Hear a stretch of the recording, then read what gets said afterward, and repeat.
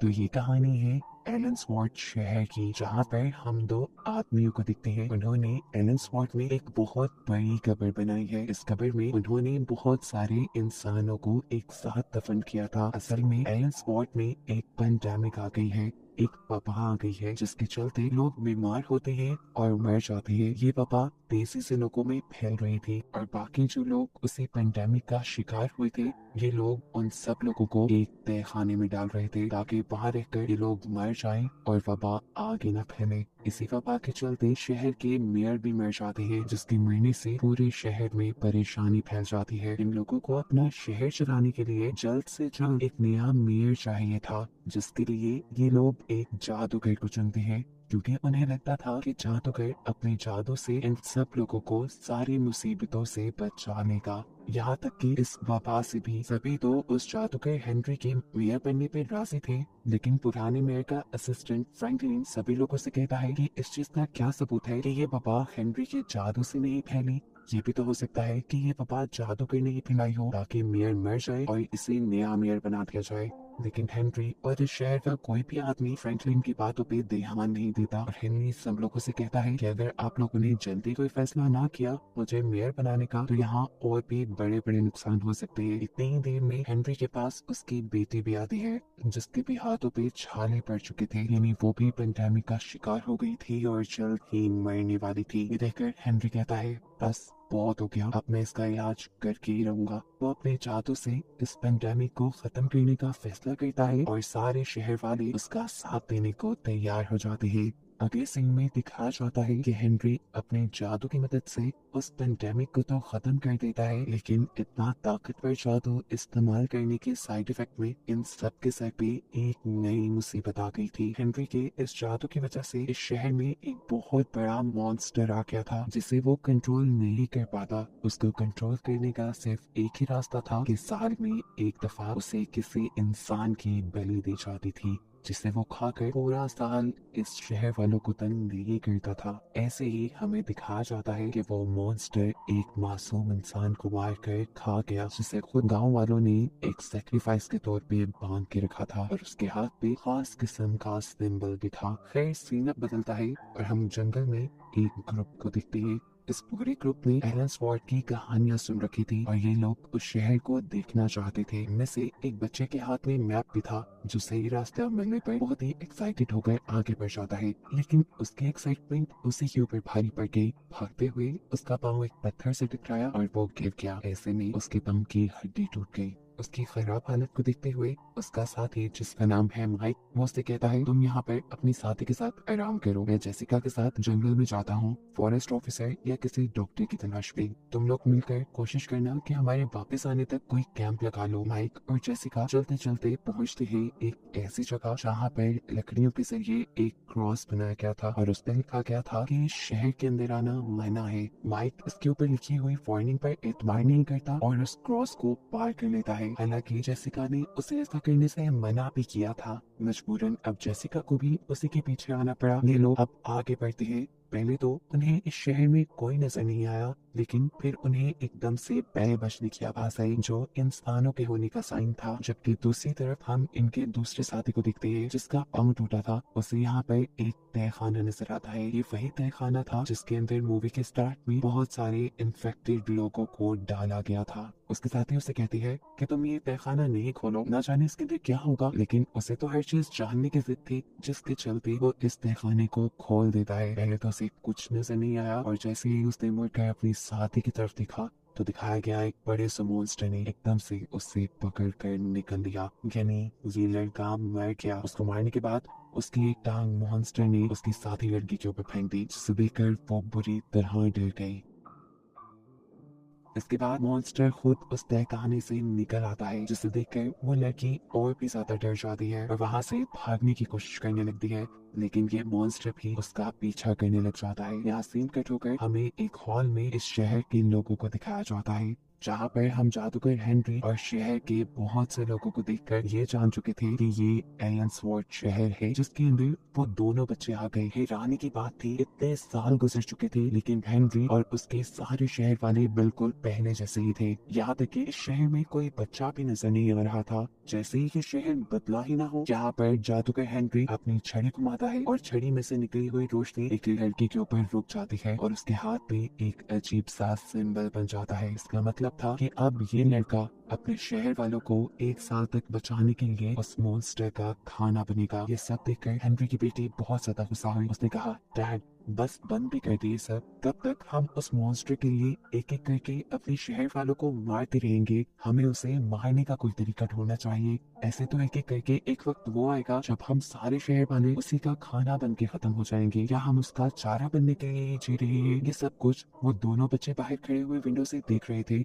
इससे पहले कि ये बातें सुनकर वो लोग यहाँ से भाग जाते, इन दोनों को हेनरी के बॉडीगार्ड देख लेते हैं जो इनके यहाँ से भागने के सारे इरादे फेल कर चुके हैं। सीन कट होता है और हमें जंगल में देखने को मिलता है कि उस बड़े से मॉन्स्टर ने इनकी दूसरी साथी को भी मार खाया था। जहाँ जेसिका और माइक यानी इन दोनों बच्चों से हेनरी मिलता है और कहता है कि अगर तुमने शहर के बाहर बोर्ड पढ़ लिया था तो तुम्हें हमारे शहर एलन्सवॉर्थ नहीं आना चाहिए था। हेनरी के मुंह से एलन्सवॉर्थ का लफ्ज सुनते ही माइक के तो जैसे होश उड़ गए थे। उसे यकीन नहीं आ रहा था कि वो इसी शहर में आ गया है जिसके बारे में लोग कहानियां लिखा करते हैं। खैर कहानियां तो इन्होंने भी सुन रखी थी और इन्हें पता था कि अब इनकी जान खतरे में आ चुकी है। ये लोग भागने का डिसाइड करते हैं लेकिन उससे पहले ही हेनरी के गार्ड्स इन्हें पकड़कर जेल में डाल देते हैं, जहाँ पर इन्हें दिखाई देता है वही लड़का जिसे आज सुबह हेनरी ने बनी के लिए चुना था। माइक जब उससे पूछता है कि तुम यहाँ पे क्या कर रहे हो, तब वो आदमी बताता है कि मुझे सेक्रीफाइस के लिए चुना गया है ताकि मेरे शहर के लोग 1 साल तक अमन और सुकून से रहें। ये सुनकर माइक को तो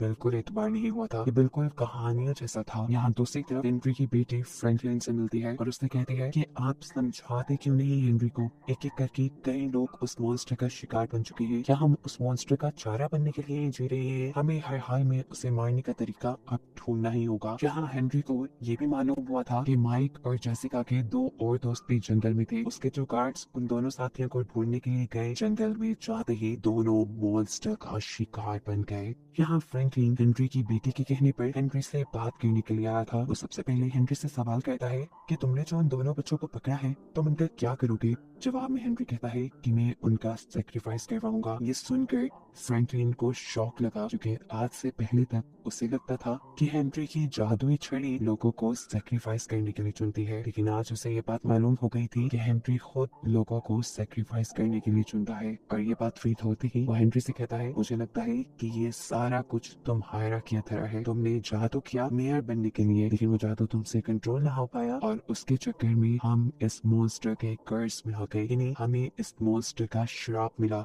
वो भी तुम्हारे जादू की वजह से। यहाँ पर हेनरी की बेटी जेल में एक लड़के से मिलती है, उसी लड़के से जिसे सेक्रीफाइस के लिए चुना गया था। वो उसे बताती है कि तुम्हारी जान बख्शी गई है, अब तुम्हारी जगह इन दोनों का सेक्रीफाइस देंगे मेरे डैड। ये सुनकर वो खुश नहीं होता, उल्टा गुस्सा हो जाता है और कहता है इसमें इनका क्या कसूर, इन बेचारों को क्यों मारा जा रहा है? इसी बात की समझ जब हेनरी की बेटी को आती है तो वो अपनी डैड से लड़ने के लिए पहुंच जाती है। अपनी डैड से कहती है, बस बहुत भी हो गया, आपको इतना सारा जादू आता है, क्या आप ये जादू तोड़ नहीं सकते? हेनरी उसकी बात का कोई जवाब नहीं देता और उसे यहाँ से जाने को कहता है।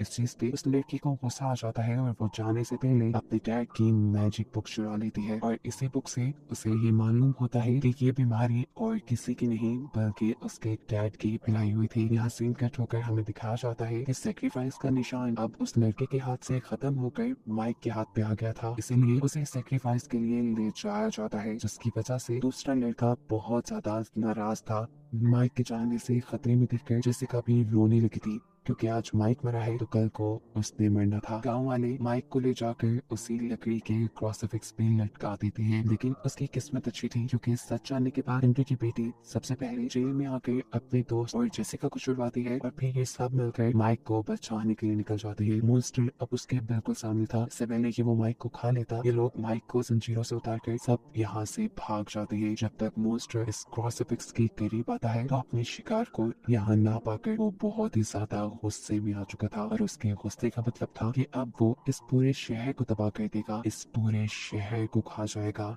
यहाँ भागे हुए लोग इन हेनरी की बेटी, उसका दोस्त माइक और जेसिका वो एक खास बाउंड्री लाइन तक पहुंचते हैं। हेनरी की बेटी जेसिका और माइक से कहते हैं, तुम दोनों इस लाइन को पार करके यहाँ से भाग जाओ, तुम्हारी जान बच जाएगी, लेकिन हम इस बाउंड्री लाइन को पार नहीं कर सकते क्योंकि हम किसी मैजिकल स्पेल में बंधे हुए हैं। अभी वो लोग यही बात कर रहे थे कि इनके पीछे मॉन्स्टर आ गया। मॉन्स्टर का गुस्सा देखते हुए जेसिका कंफ्यूज हो जाती है और नीचे गिर जाती है। उसकी जान बचाने के लिए हेनरी की बेटी का दोस्त उसकी मदद करता है और उसे उठाकर बॉर्डर के पार ले जाता है, जिसकी वजह से वो खुद भी जलकर राख हो गया। मॉन्स्टर अभी तक जेसिका का पीछा करना चाहता था, लेकिन वो नहीं कर पाया क्योंकि वो खुद भी उन्हीं मैजिकल स्पेल्स यानी जादू मंत्रों में फंसा हुआ था। हेनरी की बेटी भी यहाँ मॉन्स्टर को चकमा देकर गायब हो जाती है। अगली सुबह जब शहर में सब लोग उठते हैं तो देखते हैं कि उनका सेक्रीफाइस तो पूरा हुआ ही नहीं था। सिर्फ यही नहीं बल्कि अब हेनरी भी शहर में नहीं था। ये एक बहुत बड़ी खतरे की अलामत थी, इसीलिए फ्रैंकलिन यानी हेनरी का असिस्टेंट सभी शहर वालों को हॉल में इकट्ठा होने को कहता है। असल में हेनरी अपनी बेटी को ढूंढने के लिए जंगल में आया था। यहाँ माइक और जेसिका जो कि भागते भागते जंगल से बाहर सड़क तक आ गए थे, वो डिसाइड करते हैं कि वो किसी करीबी पुलिस स्टेशन जाएंगे और पुलिस के साथ यहाँ वापस आकर अपने बाकी दोनों साथियों को बचाएंगे। यहाँ जंगल के अंदर दिखाया जाता है कि हेनरी को उसकी बेटी मिल गई थी, लेकिन वो उससे बहुत ज्यादा नाराज थी। उससे कहती है, मुझे पता है कि ये सब